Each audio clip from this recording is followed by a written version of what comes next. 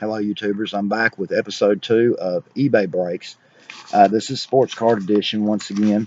I actually cut this into 2 videos because I wanted to make sure I kept both of them under 15 minutes long.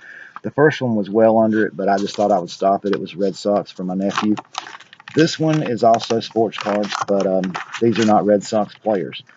These are cards that I bid on eBay and found at bargain prices.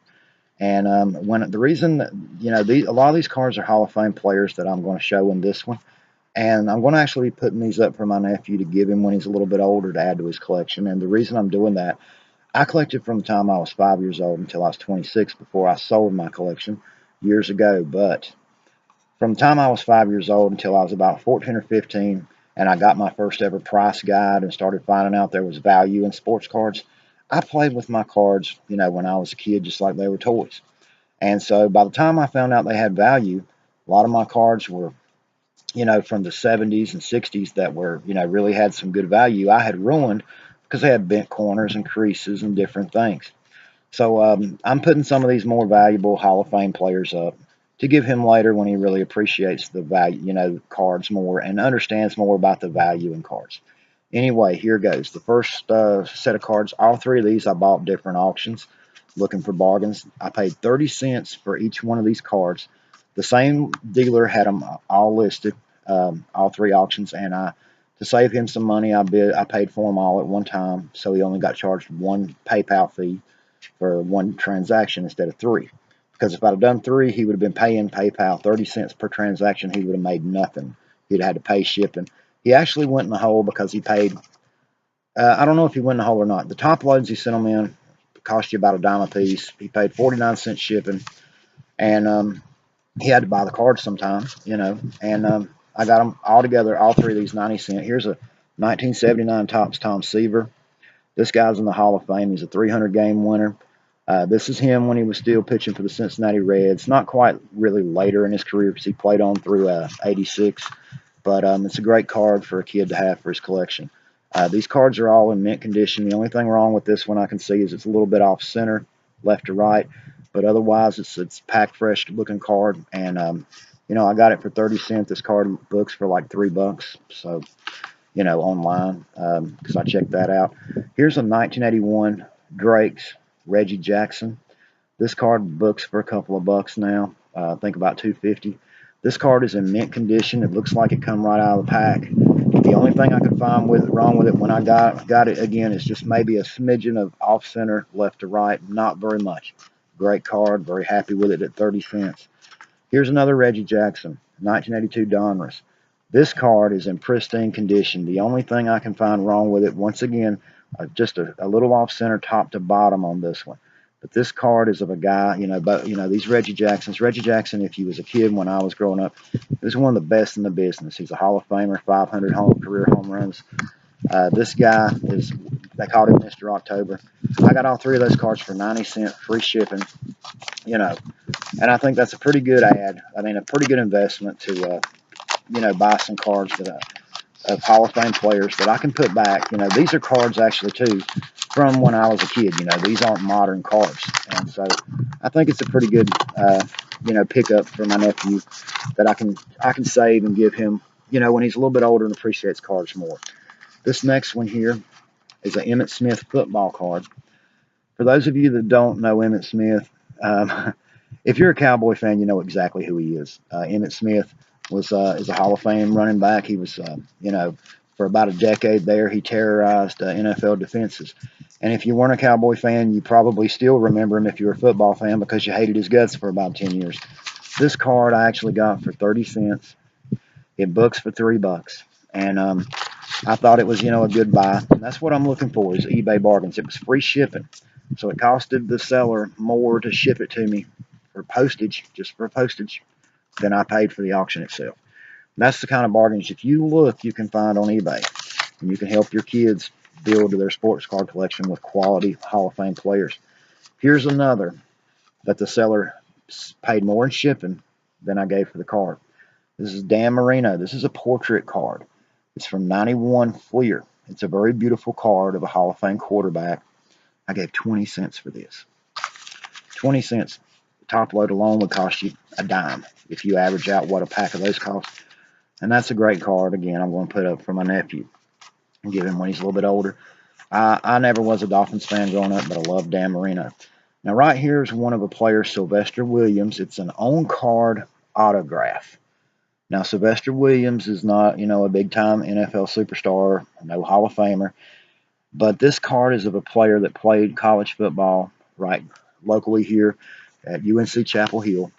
This is an insert, on autograph card insert, and this is from Leafs. This is from 2013 Leaf trading cards. And the reason I bid on this, it was a bargain price at the time.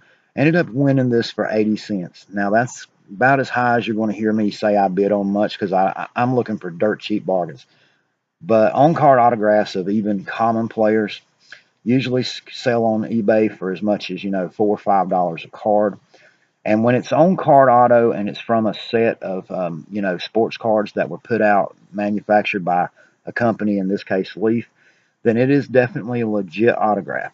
And you know for sure it's real. It's not something somebody has just wrote the player's name themselves and then put it on the card. This is real, and it's an on-card auto. This, it's something somebody had got out of a pack, and the seller, I bid 80 cents on it and won it free shipping. And I think that, because he's a local player, played college football here close by, it's a great card to put up for my nephew down the road because autographs hold value, even of common players. I mean, I see cards of, autographs of players that were not really stars when I was a kid, and they're selling on eBay for $5 or $10. This next card got a great story behind it. I bid 25 cents for this card, by the way, and it costed again the seller more to ship it to me than I gave for it.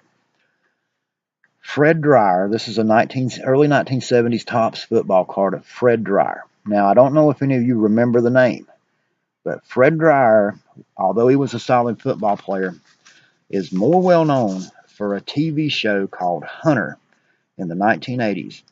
He was a badass cop named Hunter. He had a partner named McCall. And he became so famous in Hollywood for that TV show that it increased his card values when I was a kid. His cards had been normally found in the commons boxes from dealers until he became famous for that TV show, and then everybody was picking up cards of Hunter. And this is Fred Dryer, and he was a big TV star in the 80s and early 90s. And so for 25 cents, I thought that was a great pickup. The card is actually in pretty good shape. It's not mint. I'd say it's in excellent condition. A little bit of wear on the corners, but for early 1970s football card, it's pretty much normal. And, it's got a great story behind it. I'll put that up, and one day I'll be able to tell my nephew the story of how Fred Dryer was better known for being a TV star.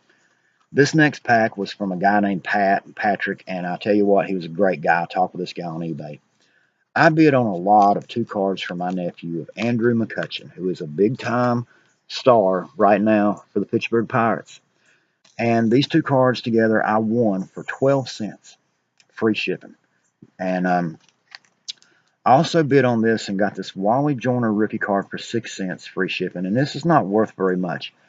But I was talking to Pat, and I was telling him about how I was bidding on this because of the fact that I can remember when I was collecting as a kid, when Wally Joyner had his rookie year.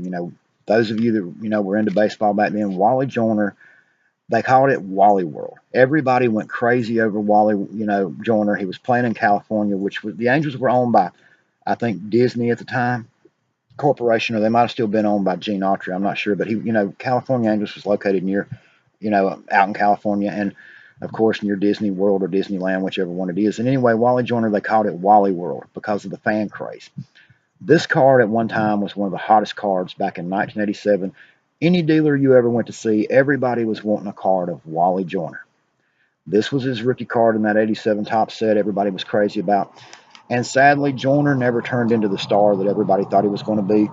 They thought he was going to turn into this major superstar, and he was a very solid player for a very long time. He had a solid career. He was a good first baseman, great defensive first baseman. He was a solid high average hitter, but he was never the power hitter they thought he was going to be.